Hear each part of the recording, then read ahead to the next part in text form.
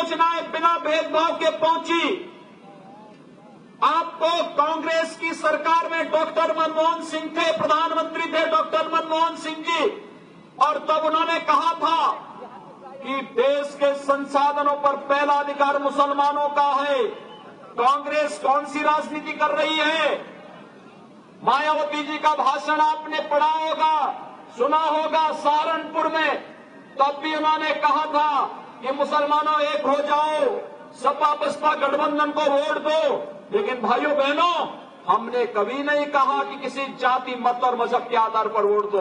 हमने तो कहा कि अगर हमने विकास कराया है, अगर मोदी जी ने आपकी सेवा की है, मोदी जी ने देश को सुरक्षा प्रदान करने के लिए पुख्ता व्यवस्था की है और सर्जिकल स्ट्राइक के माध्यम से, एयर स्ट्राइक के माध्यम से दुश्मन के घर में घुस करके आतंकी कैंपों को नष्ट करने का कार्य अगर मोदी जी के नेतृत्व में भारत की सरकार ने किया है, हमारे सेना के शौर्य और पराक्रम का लोहा दुनिया के अंदर आज डंका बज रहा है, तो फिर भारतीय जनता पार्टी को समर्थन मिलना चाहिए। और यही समर्थन लेने के लिए हम लोग आज आपके पास आए हैं। बहन बेटियों की इज्जत के साथ खिलवाड़ किसी को नहीं करने देंगे और हमारे धर्मस्थलों पर भी कोई व्यक्ति टेढ़ी नजरों से नहीं देख पाएगा। पहले होता क्या था?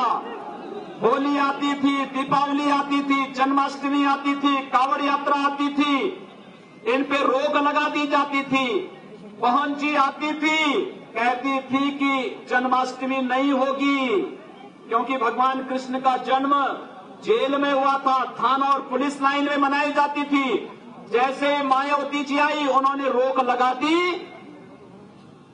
जन्माष्टमी के कार्यक्रम पर। और समाजवादी पार्टी की सरकार आई तो समाजवादी पार्टी की सरकार ने कांवड़ यात्रा पे रोक लगा दी।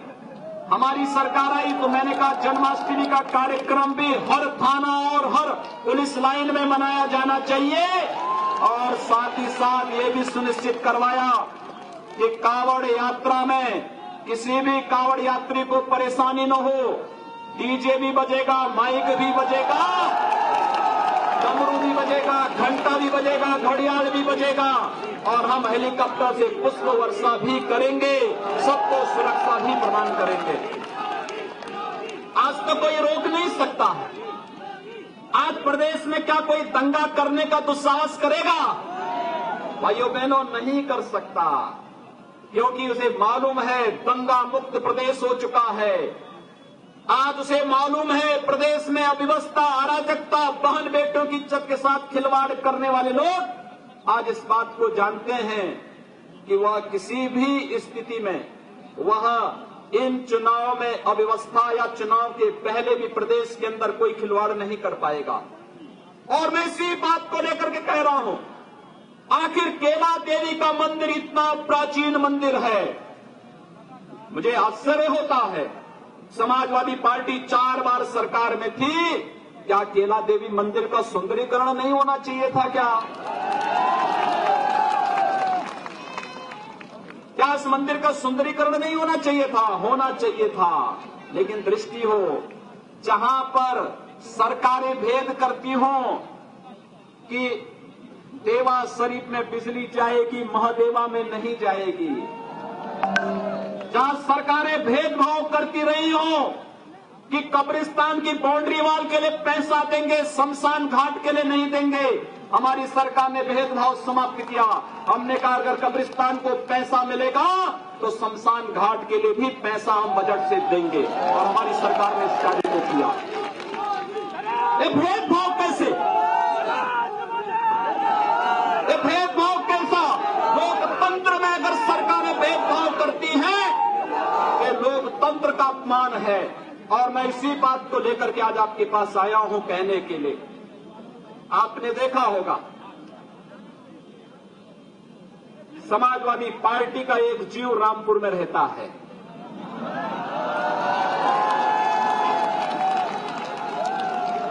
बाबा साहब भीमराव अंबेडकर के लिए किस प्रकार की भाषा का उपयोग करता था? बाबा साहब भीमराव अंबेडकर के लिए भारत के संविधान के शिल्पी, भारत रत्न बोधिसत्व बाबा साहब भीमराव अंबेडकर का अपमान करने वाला व्यक्ति आज मायावती जी उसके लिए वोट मांग रही है। उसके लिए वोट मांग रही है जो बहन बेटियों की इज्जत को किस तरीके से, किस बदतमीजी की भाषा का प्रयोग करके बहन बेटियों की इज्जत के साथ खिलवाड़ करने का कार्य करता है। भाइयों बहनों, और समाजवादी पार्टी के बारे में तो कहना ही क्या है। ऐसे ऐसे प्रत्याशी बना दिए जाते हैं। एक बार संसद में मैं बैठा था, संजोग से संबल से प्रत्याशी यही समाजवादी पार्टी के वर्तमान प्रत्याशी हैं। मैंने इनसे पूछा, मैंने कहा भी तुम्हारे पूर्वज कहां से हैं? वे सज्जन बोल पड़े कि हम बाबर की औलाद हैं। मुझे देख के आश्चर्य हो रहा था। भाइयों बहनों, यही मुझे अफसोस होता है, जो व्यक्ति वंदे मातरम गाने में जिसको परहेज होता हो, जो व्यक्ति बाबा साहब भीमराव अंबेडकर की मूर्ति पर माला पहनाने में संकोच करता हो, जिसको वंदे मातरम बोलने में संकोच होता हो, जिसको केला देवी मंदिर में जाने में संकोच होता हो, क्या वह व्यक्ति आपका वोट पाने का अधिकारी है? हमने कोई संकोच नहीं किया, हमें कोई संकोच भी नहीं। प्रधानमंत्री मोदी जी देश के अंदर जाते हैं, गरीबों की बात करते हैं, किसानों की बात करते हैं, देश में बड़े बड़े प्रोजेक्ट लेकर के उन विकास की योजनाओं को आगे बढ़ाने का कार्य करते हैं। प्रसाद योजना में रामायण सर्किट, भगवान राम से जुड़े हुए स्थलों के विकास की बात हो, भगवान कृष्ण कृष्णा सर्किट में भगवान कृष्ण से जुड़े हुए स्थलों के विकास की बात हो, संत रविदास जी की परंपरा में जुड़े हुए स्थानों के विकास की बात हो, महर्षि वाल्मीकि से जुड़े हुए स्थानों के विकास की बात हो, या बाबा साहब भीमराव अंबेडकर या फिर भगवान बुद्ध से जुड़े हुए स्थलों के विकास की बात हो, यह कार्य स्वदेश दर्शन और प्रसाद योजना में मोदी जी के नेतृत्व में भारतीय जनता पार्टी की सरकार कार्य की। लेकिन दूसरी तरफ अपने को बाबर की औलाद कहने वाला व्यक्ति भी आपके बीच में गठबंधन का प्रत्याशी बनकर के आता है। आप याद करिए, मैं पूछना चाहता हूं आपसे,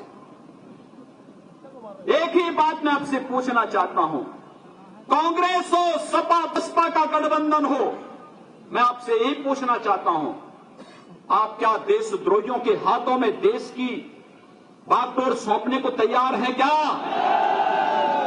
क्या आतंकवादियों, देशद्रोहियों के हाथों में देश की बागडोर सौंपना चाहते हैं क्या? क्या विकास विरोधी लोगों के हाथों में देश की बागडोर सौंपेंगे?